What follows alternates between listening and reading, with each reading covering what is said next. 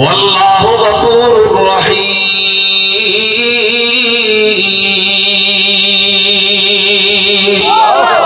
আল্লাহ পাক রব্বুল আলামিন বলেন, হে রাসূল আপনি আপনার উম্মতদেরকে বলে দিন, ইন কুনতুম তুহিব্বুনাল্লাহ, যদি তোমরা আল্লাহকে মহব্বত করো, যদি তোমরা আল্লাহকে ভালোবাসো। আল্লাহকে ভালোবাসার সাইনবোর্ড কি? আল্লাহকে মহব্বত করার নমুনা কি? আল্লাহকে মহব্বত করার নমুনা বলেন, দুনিয়া আখিরাতে যত কিছু আছে সবচেয়ে বেশি ভালোবাসতে হবে কাকে?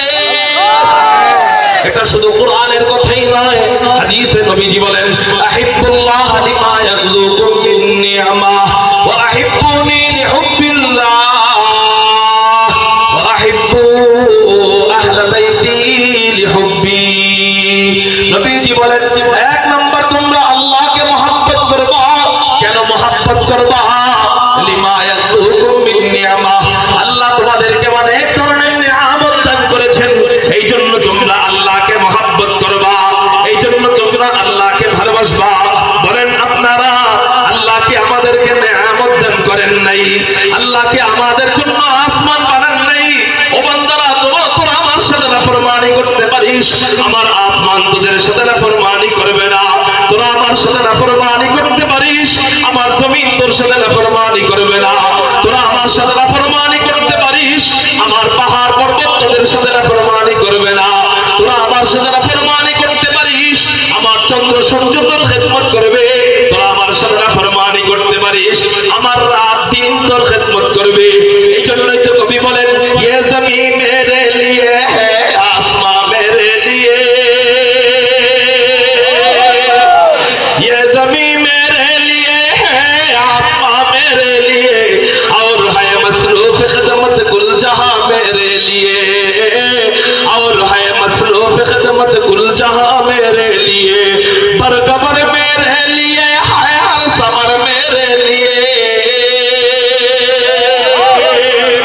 बरगबर मेरे लिए है हर समर मेरे लिए, हर चमन मेरे लिए, हर गुलसिता मेरे लिए, हर चमन मेरे लिए, हर गुलसिता मेरे लिए, एक मेरे दम से है इस बज़्म आलम का फुरूग, अल्लाह अकबर, एक मेरे दम से है इस बज़्म आलम का फुरूग, वक्त खिदमत है सब का नौमका मेरे लिए, वक्त खिदमत है सब का नौमका मेरे लिए, मेरी हस्ती में है मुज़मर हस्ती आलम करास, मेरी हस्ती में है मुज़मर हस्ती आलम करास, है सब ईजाद शूरे कुल फका मेरे लिए, है सब ईजाद शूरे कुल फका मेरे लिए। अरे क्यों न हो रोज़े अज़ल से हो चुकी तक़सीम का, क्यों न हो रोज़े अज़ल से हो चुकी तक़सीम का, मैं हूँ मालिक के लिए और कुल जहां मेरे लिए, मैं हूँ मालिक के लिए और कुल जहां मेरे लिए। তুমি শুধু আল্লাহর জন্য হও, সমস্ত দুনিয়া তোমার গোলাম হয়ে যাবে। এজন্যই তো নবীজি বলেন, আহিব্বুল্লাহ, এক নাম্বার আল্লাহকে ভালোবাসো। কেন ভালোবাসবা? লিমা ইয়াগলুকুম মিন নি'মা, আল্লাহ তোমাদেরকে অনেক ধরনের নিয়ামত দিয়েছেন, এই জন্য তোমরা আল্লাহকে ভালোবাসো। এবার আল্লাহ পাক রব্বুল আলামিন বলেন, আমাকে ভালোবাসবা কেমনে? আমাকে মহব্বত করার তরিকা হলো ফাত্তাবিউনি, হে নবী আপনি আপনার উম্মতদেরকে বলে দিন, তোমরা আমি নবীর সুন্নতের অনুসরণ করো, ইত্তেবায়ে সুন্নতের অনুসরণ করো। রাসূলের সুন্নতের অনুসরণ করলে আল্লাহকে মহব্বত করা হয়ে যাবে। এই জন্য বলেন, আল্লাহকে মহব্বত করতে হলে রাসূলের সুন্নত অনুসরণ করতে হবে কিনা? হবে। রাসূলের সুন্নত অনুসরণ আসবে কখন? রাসূলের ভালোবাসা দিলে ঢুকবে যখন। বলেন, রাসূলের অনুসরণ আসবে কখন? রাসূলের ভালোবাসা দিলে ঢুকবে যখন। মুশকিল হলো রাসূলের ভালোবাসা দিলে জাগে না, এই জন্য দাঁড়ায় দাঁড়ায় 5 ঘন্টা খেলা দেখতে পারি, মাগার 5 মিনিট নামাজ পড়তে পারি না।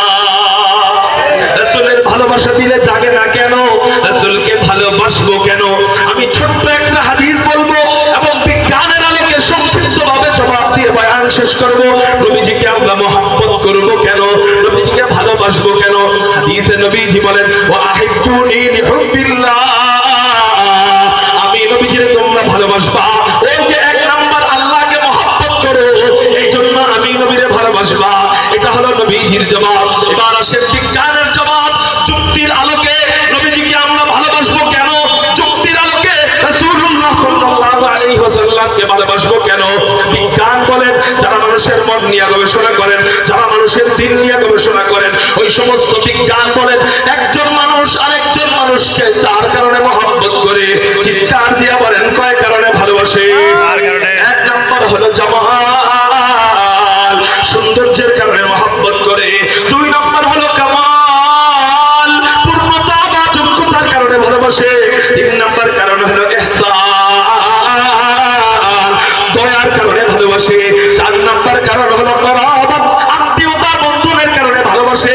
এবার আসেন একটা ভালোবাসার কারণ যদি একজনের ভিতরে পায়, মানুষ তার জন্য জীবন পর্যন্ত দিয়ে দেয়। একটার জন্য যদি জীবন দেয়, আল্লাহ আমার নবীজির ভিতরে চারটা দিয়ে দিয়েছিলেন। এক নাম্বার জামাল, আমার নবীর ভিতরে আল্লাহ সর্বোচ্চ সৌন্দর্য দিয়ে দিয়েছিলেন। আমার নবী কেমন সুন্দর ছিল আমি একটু সংক্ষেপে হাদিস থেকে শুনাই। তিরমিজি শরীফের হাদিস, হযরতে জাবের বর্ণনা করেন, আন জাবির ইবনে সামুরা রাদিয়াল্লাহু তাআলা আনহু قال رأيت رسول الله صلى الله عليه وسلم في ليلة إذحيان وعليه حلة حمراء। হযরত জাবের বলেন আমি হুজুর আকরাম সাল্লাল্লাহু আলাইহি ওয়াসাল্লামকে এক চন্দ্রজনিতে লাল ডোরা কাটা কাপড় পরিহিত অবস্থায় দেখতে পেলাম। আমার দিলের ভিতরে এই কথা জাগ্রত হলো, সব সময় আসমানের চাঁদ আলাদা পাই, জমিনের চাঁদকে আলাদা পাই। আজকে আসমানের পূর্ণিমার চাঁদও পেয়ে গেছি, জমিনের পূর্ণিমার চাঁদ মুহাম্মদুর রাসূলুল্লাহ সাল্লাল্লাহু আলাইহি ওয়াসাল্লামকে পেয়ে গেছি।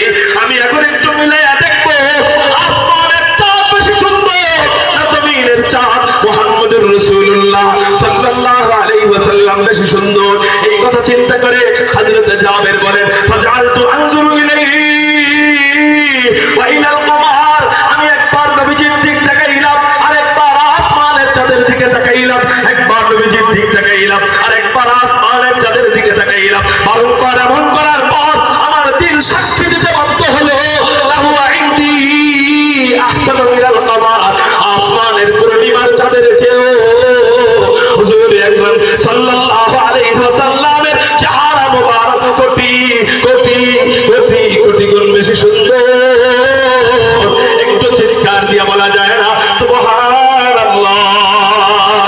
খতমুর রাসূলুল্লাহ নজমে সুবুল সুবহ হিদায়াত, খতমুর রাসূলুল্লাহ নজমে সুবুল সুবহ হিদায়াত, হাত্তা কে নযীরি তুল হক বশীরি।